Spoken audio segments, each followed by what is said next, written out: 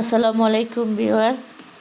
আজকে আমি আপনাদের সাথে শেয়ার করব, গতকালকে আমরা গিয়েছিলাম মারের পাড়ে গোসল করার জন্য। তো সেখান থেকে এই যে দেখুন ছোট ছোট মাছ ধরে এনেছি, আসলে মজা করে ধরে এনেছি। আর প্রত্যেকটা মাছের এই যে আমি এভাবে করে কেটে নিয়েছি, কেটে ভালোভাবে ধুয়ে নিয়েছি সবগুলো মাছ। এখন আমি এগুলো রান্না করব। আর এটা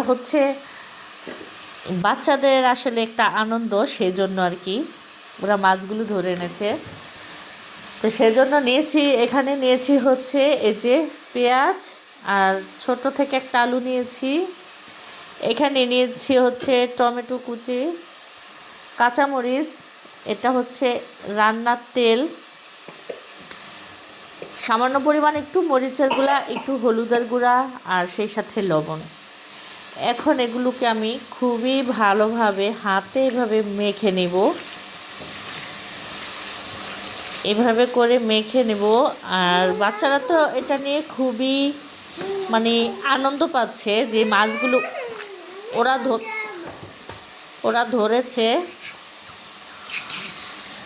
এখন এনে বলতেছে এগুলো রান্না করার জন্য, যদিও ওরা খায় না, কিন্তু তারপরেও ওরা ওরা বলছে এগুলো রান্না করার জন্য। তো সেজন্য আর কি এগুলো ওদেরকে আমি রান্না করে দেখাবো। ভাবলাম যে এত সুন্দর জিনিসটা আপনাদের সাথে একটু শেয়ার করি। এই তো দেখুন এটা কিন্তু মাখানো হয়ে গেছে। তো মাছগুলো আমি আগে থেকেই ধুয়ে রেখেছি, কেটে ধুয়ে রেখেছি। তো এখন আমি মাছগুলো দিয়ে দিলাম। দেওয়ার পরে এই যে দেখুন মাছটা কিন্তু এইভাবে দিয়ে দিলাম।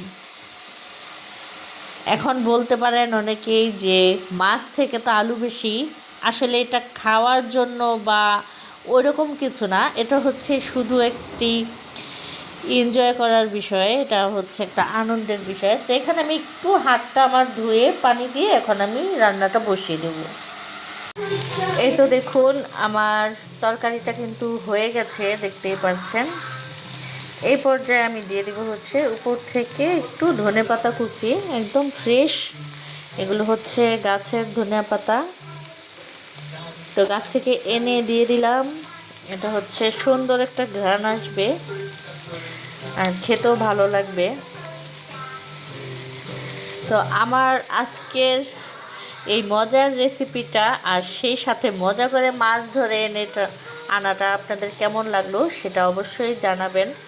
আর সেই সাথে আমার মতো কে কে এরকম ঘুরতে গিয়ে বা গোসল করতে গিয়ে মাছ ধরে এনেছেন অবশ্যই কমেন্টে জানাবেন।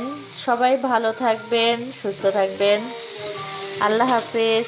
আর এই আমার ফাইনালি তরকারি লুকটা দেখুন কত সুন্দর হয়েছে।